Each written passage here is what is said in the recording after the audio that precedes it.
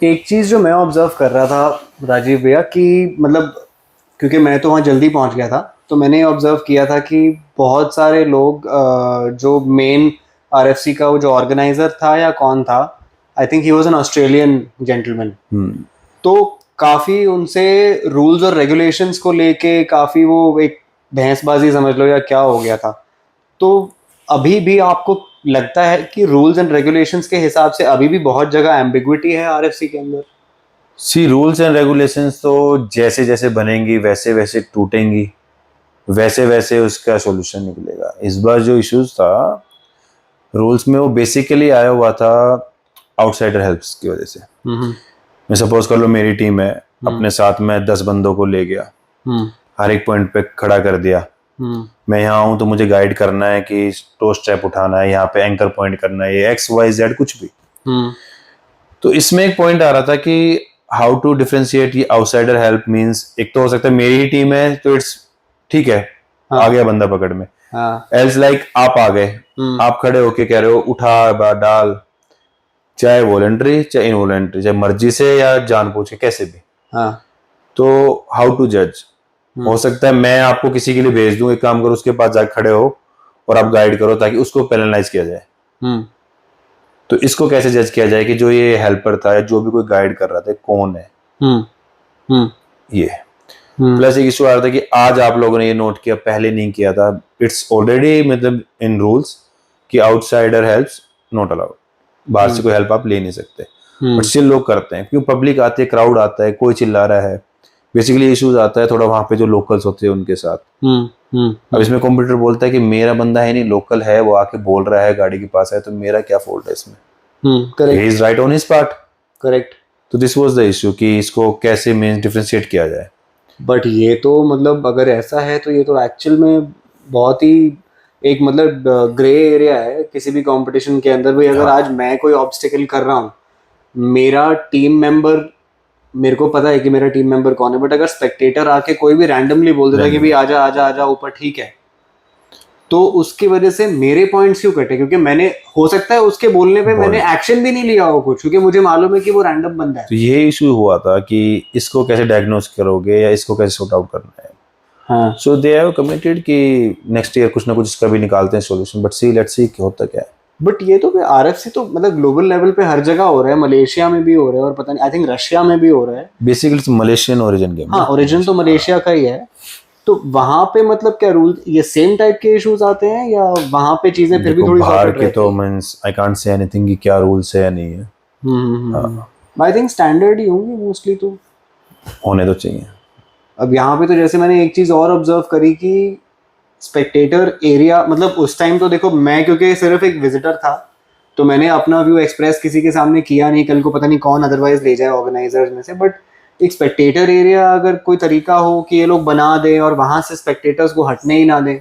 Basically इनका होता है एरिया, ये इनकी हमेशा से कोशिश रही है कि स्टेजेस से जब स्टेज लाइव है तो एटलीस्ट स्पेक्टेटर वहां से बाहर रहे, पर क्राउड को कंट्रोल करना I think it's not possible. आप मैनेज करने की कोशिश कर सकते हो पर क्राउड को कोई कंट्रोल नहीं कर सकता। एक स्टेज पे कितने मार्शल्स होंगे? 5-10, बट स्पेक्टेटर अगर आ गए 100-150, किस किस को आप रोकोगे? और लोकल एरिया है, फिर लोग ऊपर खड़े होके देख रहे हैं, नीचे देख रहे हैं, तो मतलब they do best on their parts. जितना हो सकता है रोकते हैं ऑफिशियल्स भी, विसिल बजा के भी, आसपास बंडिंग लगा के कि ना आए स्पेक्टेटर्स। बट मीन्स पॉसिबल नहीं आई थिंक ये पूरा रोकना।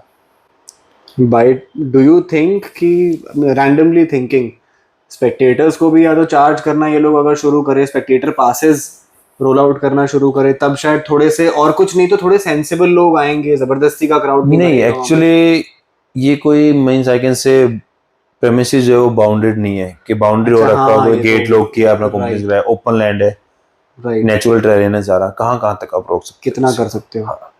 और ऊपर से अच्छा, हाँ, now that you are saying तो इट स्ट्राइक्स कि हाँ वैसे भी जंगल है, जंगल है मोस्टली तो जंगल ही है। मेरे ख्याल लास्ट के क्या 2 days were in that open field वरना के आसपास, या एक ही दिन लास्ट का ही डे था सिर्फ? लास्ट 2 days, लास्ट 2 days वहाँ पे था।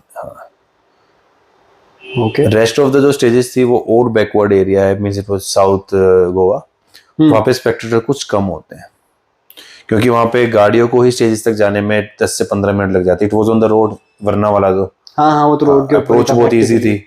वहाँ पे तो अप्रोच नहीं, बट स्टिल वहाँ पे भी आई कैन से 100-200 स्पेक्टेटर्स जरूर होते हैं। वरना में तो I think there were thousand of people, 500 to 1000 peoples इतने आ गए थे आप? आ गए थे। My God. 3 स्टेजेस चल रही थी, एक दिन 4 थी, तो डिवाइड हो जाते हैं लोग, बट थे इतने। मैंने एक चीज और नोटिस करी, मतलब मैं ना बीच बीच में जो मेरे माइंड में आ रहा है मैं पूछता जा रहा हूँ कि बहुत सी गाड़ियों में बहुत सी तो खैर क्या, मेरे ख्याल से 3-4 drivers, one was I think वो डॉक्टर चल्ला की जो गाड़ी थी, प्लस वो जो मंजूरन की गाड़ी Rear थी, steering? प्लस सेड्रिक की गाड़ी थी rear steering. steering। I think Eric की गाड़ी में भी रियर स्टीयरिंग है कि No, नहीं है? एरिक he's की on गाड़ी में portals। पोर्टल एक्सेस पोर्टल है, से बट आपने अभी तक you have not opted for rear steering, नहीं, अभी नहीं। ऐसा क्यों? अभी भी मेरी इस बार कार्तिक से बात हुई थी, बट ही वो स्टिल लाइक कि नहीं भैया रियर स्टीयरिंग पे नहीं जाएंगे। हाँ। हाँ, तो वो अभी भी मना कर रहा था। एडवांटेजेस है रियर स्टीयरिंग के अपने अपने, बट कहीं ना कहीं ड्रॉबैक्स भी हैं। उसके लिए प्रैक्टिस ज़्यादा चाहिए, क्योंकि टर्निंग रेडियस अलग ही हो जाता है उसके बाद। बट आपको तो भैया प्रैक्टिस में कितना टाइम लगेगा? मतलब आज अभी एक आरएफसी खत्म हुआ है, आप अगर मान लो कल से ही रियर स्टीयरिंग इंस्टॉलेशन करके, even if you start practising the handling with the rear steering. Problem तो ये ना कि प्रैक्टिस नहीं कर पाते हैं अभी भी। मीन्स ये था कि will get our vehicle ready by December, but still believe me before RFC I think only hardly 10 to 15 days पहले हमें गाड़ी रेडी होके मिली है प्रैक्टिस के लिए। इसमें काम चलता ही रहता है, ये नहीं हो पाते, तो टाइम तो इसमें चाहिए प्रैक्टिस के लिए। But I think there are advantages of rear steering मेरे बिकॉज मैं तो जैसे देखा है लोग जैसे गाड़ी चला रहे थे, I mean I saw Cedric taking, मैं तो अगर मैं पर्टिकुलरली स्टेज की बात करूं, जो आपका वो वाटर का पूरा पूल वाला एरिया था, उसमें से बाहर निकलते ही एक यू टर्न लेके जो आना था, sorry not even Cedric, I will talk about Manjuran, because he was like a rocket on that stage. वो तो मतलब निकला और खटाखट टर्न्स लेके इधर उधर फटाफट। एंड आई थिंक वो कहते हैं ना कि रियर स्टीयरिंग उसके बैक ऑफ द हैंड था, लिटरली इट वाज लाइक 2 बंदे गाड़ी में बैठे हैं, एक रियर स्टीयरिंग हैंडल कर रहा है और एक आगे का स्टीयरिंग हैंडल कर रहा है, दोनों कोऑर्डिनेशन में। And I think that did help him save a lot of time obviously in every stages.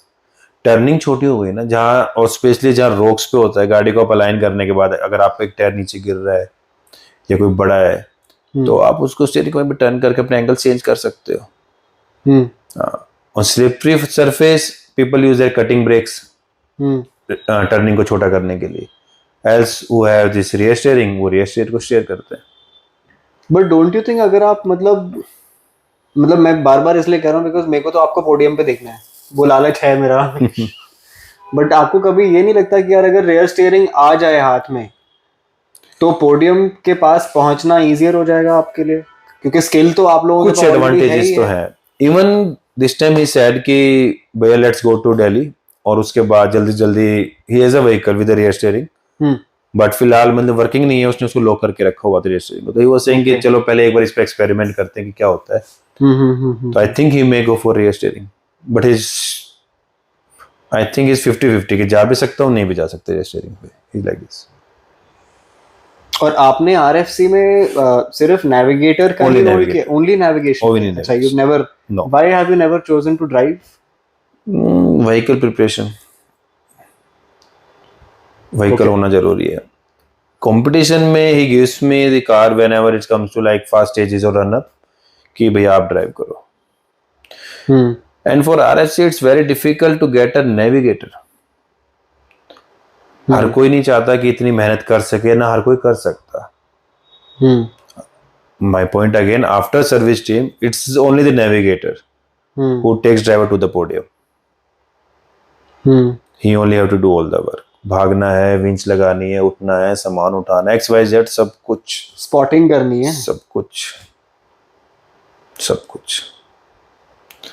मतलब अब आप बता रहे हो तो सोचने वाली चीज है एक्चुअल में। मतलब जो रैली का हिसाब किताब होता है, रैली में भी मेरे ख्याल कहीं ना कहीं यही है कि ड्राइवर का सिर्फ काम है गाड़ी को ड्राइव करना, जैसा उसको नेविगेटर बता रहा है वैसा, एटलीस्ट मोर देन 80 to 85%, 90%, तो जो नेविगेटर बोल रहा है उस पर उसको भरोसा करना पड़ेगा, एंड सर्विस टीम के ऊपर। See, both are different games.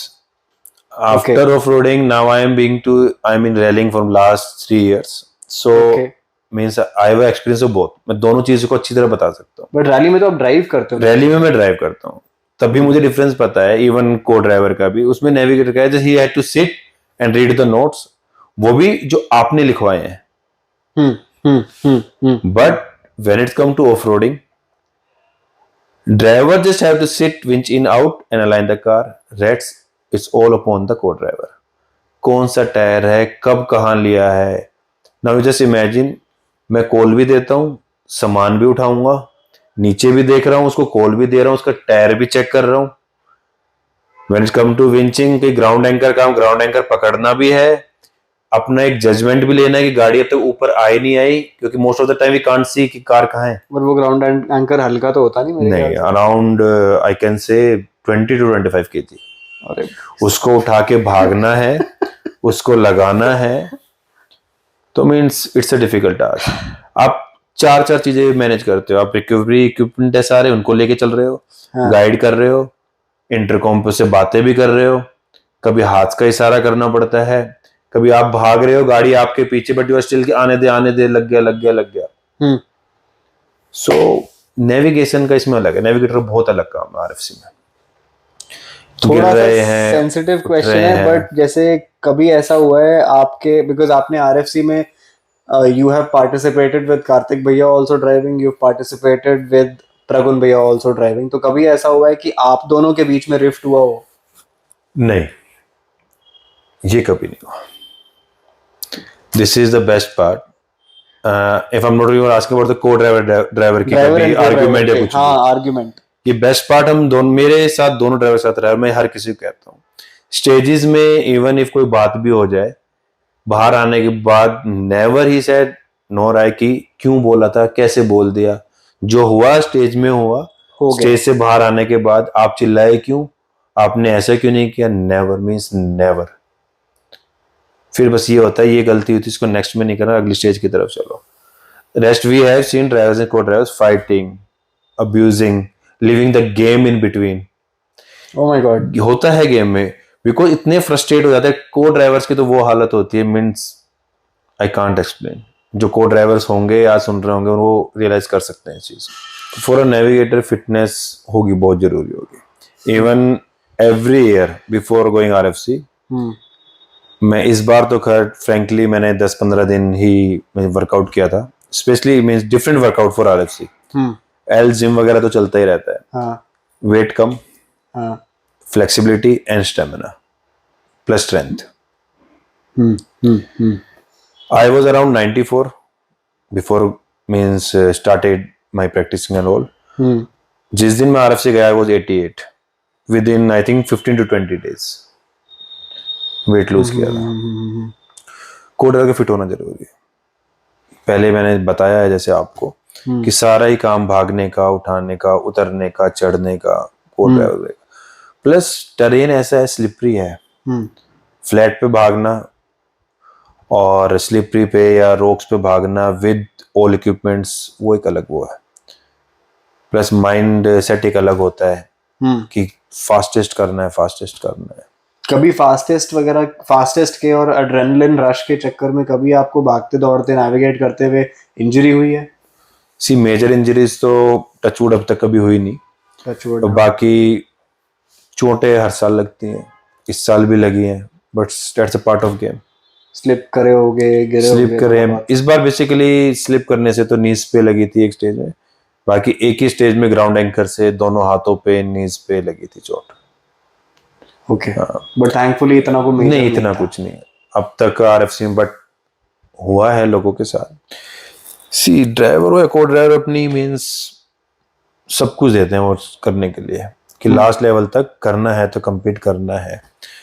And Biju भाई and Gajendra this year also they were in fight for the podium, so they give their best and they got a podium.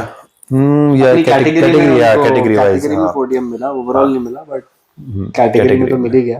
But दोनों ने अच्छा perform किया था इससे। अच्छा किया था, नो डाउट। बहुत स्मूथली एग्जीक्यूट करे थे ऑब्स्टिकल्स, कहीं पे ये नहीं था कि भाई अटक रहे हैं, फंस रहे हैं या अड़ रहे हैं। Main thing is I think around 1.5 year या 2 ईयर तक बिज्जू भाई तो ऑफ रोडिंग के टच में ही नहीं थे। आई स्टिल रिमेम्बर प्रैक्टिस कर रहे थे हम लोग आरएफसी से पहले, and he was winching and he was like यार समझ ही नहीं आ रहा कहाँ गया भाई, मेरा तो कॉन्फिडेंस ही जीरो है Rajiv. Then he told me कि मैं आज 1.5 से 2 साल बाद गाड़ी में बैठा हूँ, अभी सीधा तुम लोगों ने मेरे से विंचिंग करा दी। But see what a different game he played in the competition, वहाँ बिल्कुल अलग था उनका।